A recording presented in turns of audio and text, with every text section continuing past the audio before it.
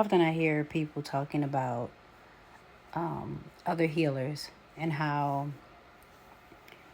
they went to that person to have something done, and they were like, the person didn't just show me how to do it myself.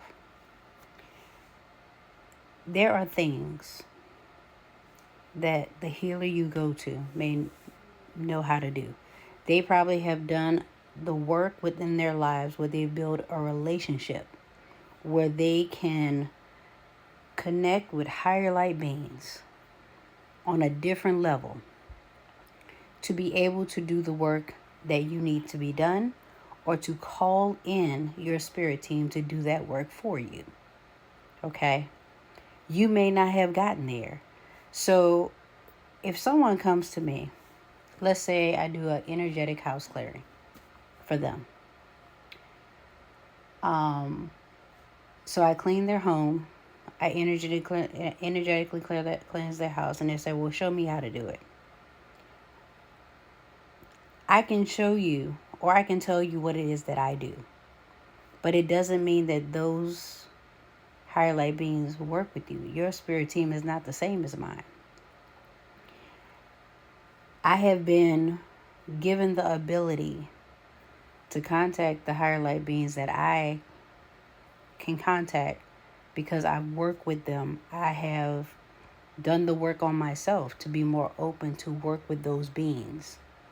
You too can do that, but you need to get to that point first before you're shown, and not necessarily by me, how to do that.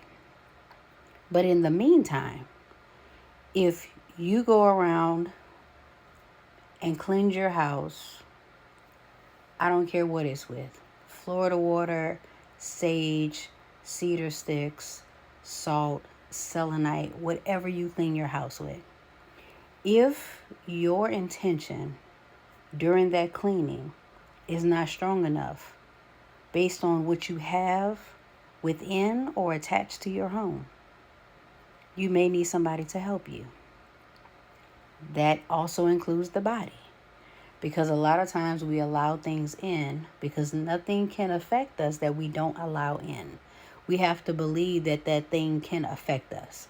That's a whole nother video or a whole nother time. I'm not going into that. Okay? I'm not going into that in this video. But if you do the work and you get to the point where you're able to do cleansing and clearings of your home and your family and yourself, and you must start with yourself. You absolutely must start with yourself. Your practice, you are your practice. All of the practice you do on yourself is your practice. And then you can expand out from that. So communing with your, how you love yourself, how you take care of yourself, what you put into your body, how you take care of your body, how you nourish and love on your body, how you interact in the world, is all practice. All of it. How you commune with your home. Your home has energy. How you commune with your business. Your business has its own energy. So I or any other spiritual healer can hold space for you to be able to do that thing or allow that thing to happen. But you have to be, one, open to it, and two, if you're going to learn to do it, you need to have the ability to connect and to use and co-create with your spirit team to get that thing done as it needs to be done. It doesn't mean somebody's always going to have to do it. There's a level of maintenance that you can do once it's cleared. But you may actually need someone to go in and identify what it is that you're dealing with.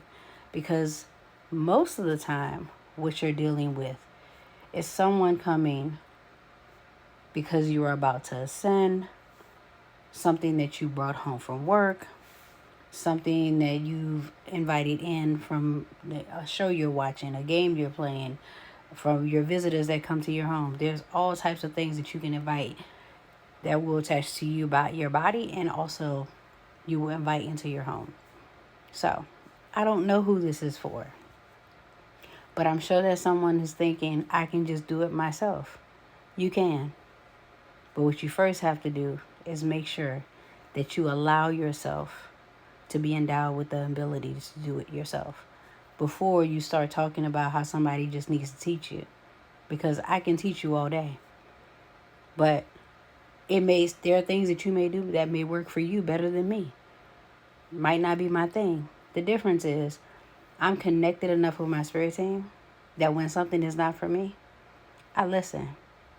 And I literally get all kind of flack from people because they're like, oh, you do whatever your spirit team tell you to do. You tell whoever you work with, whatever they tell you to do. Hell yeah. I have been on this earth over 50 years. I might not look like it, but my black is not cracked because I listen. Because I understand that we have a trusting relationship. My spirit team is here to help me, co-create with me, to help me to advance, to help me to clear things, to help me, to help my bloodline, to help my generational lines.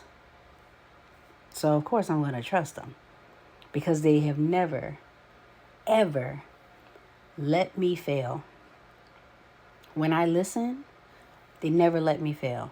Everything works out in my favor. Everything. There's nothing that they've told me to do or no experience that I've had that has not worked out in my favor, even when I did not understand it, when I blindly did it because I did not understand it. I just did it. And soon as I did it, clarity came. I was like, whoa, okay, I got it. I understand. So it's about relationship. And if you have issues with building relationships with humans, you may have issues with building relationships with your spirit team.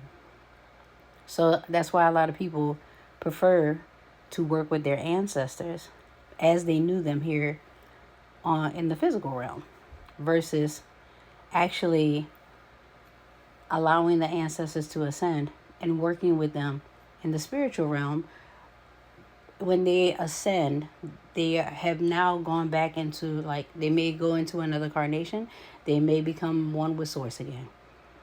Either way, you still can work with them once they have ascended. It's better to work with them when they have ascended. Because when you hold them to old identities, here we go. We're going into another one. When you hold them to old identities, then they're going to function as they always did in this realm with limitations. But that's another video for another time. So, I hope this helps someone. If you have questions, drop them below. And, as always, I hope that everything is well for you. Peace and blessings.